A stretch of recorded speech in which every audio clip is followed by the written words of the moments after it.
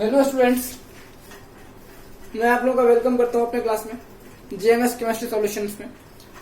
आज हम बात करने जा रहे हैं चैप्टर 1 की। ध्यान से समझिएगा, बहुत ही इंटरेस्टिंग चैप्टर आपका ये केमिस्ट्री का है, क्लास 10th का चैप्टर फर्स्ट। चैप्टर का नाम है chemical reaction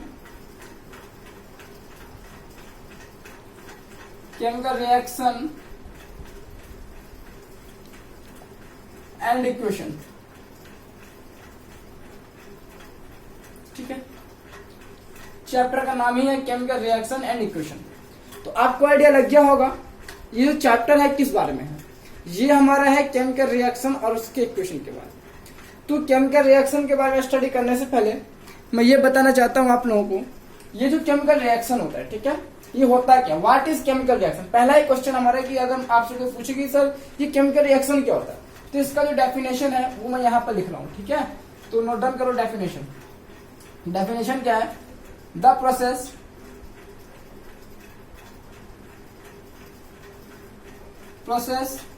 in which new substance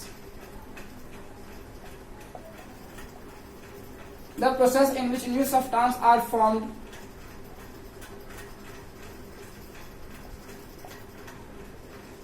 with new properties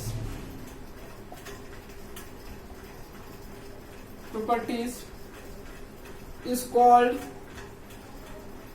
chemical reaction.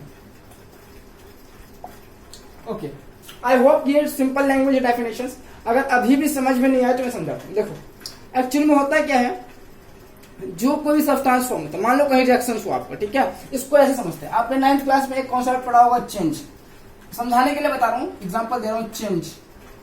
ठीक है, ये जो आपने चेंज पढ़ा था, आपने दो टाइप की पढ़ा था, याद होगा आपको। सबसे पहला पढ़ा था आपने केमिकल चेंज, याद है केमिकल चेंज। अगर नहीं याद है तो मैं रिवाइज कर रहा हूँ, डोंट वरी। अगर ये चीज, और दूसरा था आपका physical change. Okay, physical change पहला था केमिकल चेंज, दूसरा था फिजिकल चेंज। तो आपको ये याद होगा, अभी हम इसकी डिस्कस नहीं करेंगे, ठीक है, इसकी डिस्कस करेंगे क्योंकि हम केमिकल रिएक्शन पढ़ रहे हैं। तो केमिकल चेंज अगर हम समझ जाते हैं तो केमिकल रिएक्शन समझने में बहुत ही आसानी होगी। आपने क्या पढ़ा था इसमें, केमिकल चेंज आपने यही पढ़ा होगा, जो हमारा रिएक्शन होता है, मतलब केमिकल चेंज कब होता है, जब कोई भी सब्सटेंस की कंप्लीटली प्रॉपर्टीज बदल जाती है। यानी कि अगर कोई सब्सटेंस है तो उसकी कंप्लीटली प्रॉपर्टीज चेंज हो जाए, न्यू सब्सटेंस फॉर्मेशन हो जाए, तो उसी को हम केमिकल चेंज कहते हैं। एग्जैक्ट यही केमिकल रिएक्शन में हो रहा है। यानी कि अगर कहीं पे केमिकल रिएक्शन हुआ है तो वहां पे क्या हुआ है, आपका केमिकल चेंज हुआ है। सिंपल सोचो, लॉजिक है, कुछ नहीं, बहुत आसान है। अगर कहीं पे केमिकल रिएक्शन हुआ है तो वहां पे क्या हुआ है, आपका केमिकल चेंज हुआ है, इसीलिए रिएक्शन, मतलब केमिकल चेंज ही एक तरह से आप कह सकते हो। ठीक है, और केमिकल चेंज कब होता है, जब न्यू सब्सटेंस फॉर्म होता है न्यू प्रॉपर्टीज के साथ, जब भी केमिकल चेंज होता है। तो इसका मतलब क्या हुआ है, केमिकल चेंज कहीं भी होता है उसके पीछे कौन रिस्पॉन्सिबल होता है, केमिकल रिएक्शन। वहां पे केमिकल रिएक्शन हुआ है, इसीलिए वहां पे केमिकल चेंज हुआ है। अगर केमिकल चेंज रिएक्शन नहीं होता तो केमिकल चेंज नहीं होता, ये चीज आपका। ठीक है, तो वही चीज मैंने लिखा है, the process in which new substances formed with new properties is called chemical reaction. ठीक है, केमिकल रिएक्शन कहते हैं उसको। ओके, ये चीज था। आई होप कि ये चीज आपको समझ में आ गया होगा। ठीक है, नहीं आया तो कोई बात नहीं, डोंट वरी, अभी मैं एग्जांपल दूंगा तो और भी क्लियर हो जाएगा, आपका जो भी डाउट है वो क्लियर हो जाएगा, डोंट वरी। सो आप कंटिन्यू करते रहिए। ठीक है, तो मैंने क्या बताया, अभी जो केमिकल रिएक्शन है वो क्या होता है आपका, एक ऐसा प्रोसेस जिसमें न्यू सब्सटेंस फॉर्म होता है, जिसकी प्रॉपर्टीज बिल्कुल कंप्लीटली डिफरेंट होती है। अब जो न्यू सब्सटेंस फॉर्म होता है ये क्या अलग से बनता है, नहीं, ये आपके पुराने वाले सब्सटेंस से न्यू सब्सटेंस फॉर्म होता है। एग्जाम्पल देता हूं मैं आपको, लेकिन एग्जाम्पल से पहले कुछ पॉइंट्स हैं, पहले उसको देख लेते हैं, फिर एग्जाम्पल से बात करेंगे। ठीक है, तो इंपॉर्टेंट पॉइंट्स क्या है आपका, देखो सबसे पहला इंपॉर्टेंट पॉइंट्स है, कुछ इंपॉर्टेंट पॉइंट है, लिख लो इसमें इंपॉर्टेंट पॉइंट्स। सबसे पहला पॉइंट है केमिकल रिएक्शन, केमिकल चेंज, यहां पे लिखो chemical change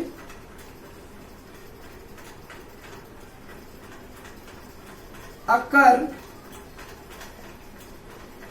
due to chemical reaction।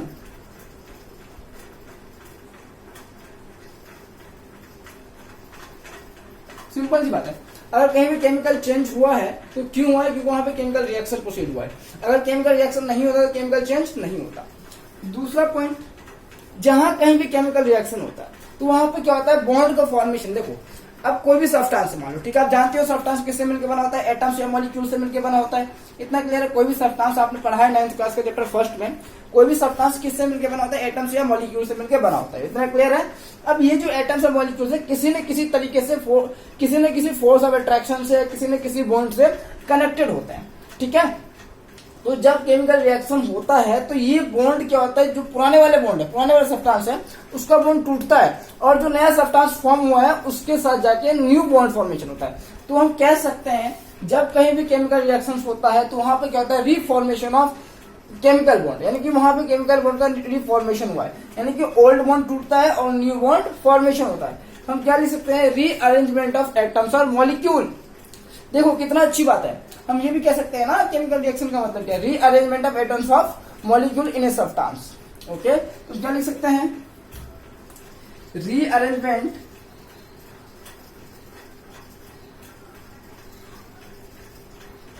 Rearrangement of atoms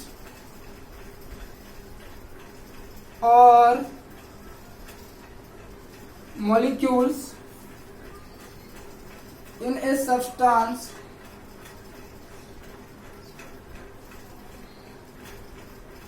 is called chemical reaction। इसको हम केमिकल रिएक्शन कह सकते हैं, केमिकल रिएक्शन, ठीक है। तो ये था आपको केमिकल रिएक्शन का छोटा सा कॉन्सेप्ट। अब हमें इसको समझना है, ये जो केमिकल रिएक्शंस होता है इसका डेली लाइफ एग्जांपल्स क्या, ठीक है। तो इस एग्जांपल को समझने के लिए आई होप कि आपने नोट डाउन कर दिया होगा। मैं इस इंपॉर्टेंट पॉइंट्स को मिटाता हूं जो कि बहुत ही आसान था, इसमें कुछ नहीं था, यही मैंने बताया था। केमिकल चेंज होता है क्यों होता है? क्योंकि वहां पे केमिकल रिएक्शन हुआ है। दूसरी चीज, जहां कहीं भी केमिकल रिएक्शन होता है इसको एटम्स और मॉलिक्यूल्स जो सब्सटेंस के हैं वो रीअरेंजमेंट होते हैं, जिसके कारण क्या होता है? न्यू प्रोडक्ट बनता है और जिसकी प्रॉपर्टीज क्या होती है? कंप्लीटली डिफरेंट होती है। तो आई बात समझ में? तो एग्जांपल देता हूं 2-4 जिससे कि आपको ये और भी अच्छे से समझ में आ जाए। ओके, तो आई होप ये आपको समझ में आ गया होगा, ठीक है। अब नोट डाउन कीजिए डेली लाइफ एग्जांपल्स। एग्जांपल्स वही दूंगा जो डेली लाइफ में होता है, जिससे कि आपको और क्लियरिटी बढ़े और अच्छे से समझ में आ जाए। तो लिखो daily life examples, daily life examples of chemical reaction, of chemical reaction. बहुत ही आसान है यार। आप लोग बहुत अपने डेली लाइफ एग्जांपल सोचो ना, खुद से सोचो ना कि कौन कौन सी चीजें न्यू सब्सटेंस फॉर्म होता है न्यू प्रॉपर्टीज के साथ में। आपका तो एक पहला एग्जांपल, तो बहुत सारे एग्जांपल घर पे मिल जाएंगे। देखो पहला, milk is converted into curd. देखो कितना आसान है यार। Milk is converted into curd.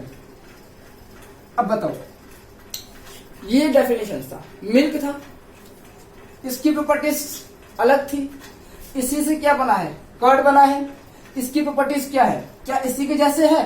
खुद से सोचो यार, दिमाग लगाओ। मिल्क था आपका, ठीक है, मिल्क की प्रॉपर्टीज जैसी थी, क्या कर्ड की प्रॉपर्टीज सेम है? बिल्कुल नहीं है। इसकी प्रॉपर्टीज कुछ और थी, इसकी प्रॉपर्टीज कुछ और थी। यह लिक्विड था, यह सेम है, लिक्विड है। इसका टेस्ट अलग था, इसका टेस्ट कुछ और था। तो आ रही बात समझ में? ये चीज आपका। दूसरा एग्जांपल सोचो, खुद से सोचो। कोई भी चीज आप बर्न करते हो, बर्निंग ऑफ सब्सटेंस, समझाता हूं। कोई भी चीज बर्न कर रहे हो आप, चाहे कोई फ्यूल है, चाहे कुछ भी बर्न कर रहे हो, वो भी केमिकल रिएक्शन का एग्जांपल है। दूसरा क्या? Burning of substance, burning of substance. किसी भी सब्सटेंस को आप बर्न कर रहे हो, ये भी किसका एग्जांपल है? ये भी केमिकल रिएक्शन का एग्जांपल है, ठीक है। किसी भी चीज को आप बर्न करो, ये भी किसका एग्जांपल है? केमिकल रिएक्शन का। क्यों? क्योंकि खुद से सोचो, बर्न करने से पहले उस सब्सटेंस की प्रॉपर्टीज कैसी है, उसका कलर, उसका ऑर्डर, बहुत सारी चीजें आप ऑब्जर्व करो, उसकी प्रॉपर्टीज कैसी है। अब बर्न कर देते हो तो उसकी प्रॉपर्टीज कैसे हो जाती है? कंप्लीटली चेंज हो जाती है ना। तो इसी तरीके से इसको भी हम क्या कर सकते हैं? केमिकल रिएक्शन का एग्जाम्पल ले सकते हैं। तीसरा सोचो खुद से, क्या हो सकता है? Cooking is also in chemical reaction. Yes, cooking of food, मतलब आपके घर में जो खाना बनता है। देखो मैं वही एग्जांपल लेता हूँ, बार बार कह रहा हूँ कि जो आपके आसपास हो रहा हो। कुकिंग ऑफ फूड ठीक है। कुकिंग ऑफ फूड यानी कि खाना बनाना, जो आपके घर में खाना बनाया जाता है वो भी किसका एग्जाम्पल है, केमिकल रिएक्शंस का। क्यों, खाना बनाने से पहले जब आप फूड मतलब खाना नहीं बना होता उस टाइम उस सब्सटेंस की प्रॉपर्टीज, और जब खाना बन जाता है उसके बाद उसकी प्रॉपर्टीज दोनों में डिफरेंट होता नहीं होता। खुद से सोचो, दिमाग लगाओ, कमेंट करना कि आपको समझ में आ रहा नहीं आ रहा, मुझे मजा आएगा और पढ़ाने में फिर, ठीक है। कमेंट करना अच्छे से कि आपको समझ में आ रहा भी रहा है या नहीं, ठीक है। तो ये चीज आपका वॉल था आपका, जो हम डेली लाइफ एग्जाम्पल देख सकते हैं। अब मैं बहुत कुछ एग्जाम्पल्स आपको खुद से नोट डाउन करने हैं, खुद से लिखने हैं, और मुझे बताओ सर ये एग्जाम्पल क्या हो सकता है। थोड़ा दिमाग लगाओ, ठीक है, जिससे मुझे लगेगा कि हाँ समझ में आ रहा है आपको। ये तो तीन तो जनरल मैंने समझा दिया, तो आप खुद से देखो कौन कौन सी ऐसी प्रोसेस हो रहा है जहां पे पुराने सब्सटेंस से न्यू सब्सटेंस फॉर्मेशन हो रहा है। कोई ये मत कहना सर मैंने कागज को फाड़ दिया, वो पूरा था अब वो आधा हो गया, ठीक है। तो इसमें क्या होगा, ये केमिकल रिएक्शन का एग्जाम्पल नहीं है। क्यों नहीं है बच्चे, क्योंकि जो आपका पेपर है वो पहले क्या है, फुल है, आपने उसको कट कर दिया, अब आधा हो गया, लेकिन क्या उसका कलर चेंज हुआ, नहीं हुआ, वो व्हाइट का व्हाइट ही है, कलर में कोई चेंजेस नहीं हुआ। अब उसमें भी लिख सकते हो, उसमें भी लिख सकते हो, उसकी डेंसिटी है मतलब जो उसका बाहर है घनत्व, वो उसमें भी कोई चेंजेस नहीं हुआ, तो उसमें सिर्फ वो हाफ हुआ, उसका साइज छोटा हुआ, लेकिन उसकी प्रॉपर्टीज चेंज नहीं हुई। कंप्लीटली प्रॉपर्टीज की बात हो रही है यहाँ पे, कंप्लीटली प्रॉपर्टीज चेंज नहीं हुई, उसका साइज छोटा हुआ है। जबकि यहाँ पे किसकी बात हो रही है, कंप्लीटली प्रॉपर्टीज चेंज हो जाए, उसी को हम केमिकल रिएक्शंस कहते हैं। अगर इतना समझ में आया तो आप कमेंट कीजिए, जिससे कि मैं इस चैप्टर के आगे प्रोसीड कर पाऊं, ठीक है। तब तक के लिए आप इसको स्टडी कीजिए, फिर मिलते हैं नेक्स्ट वीडियो में। Okay, thank you very much.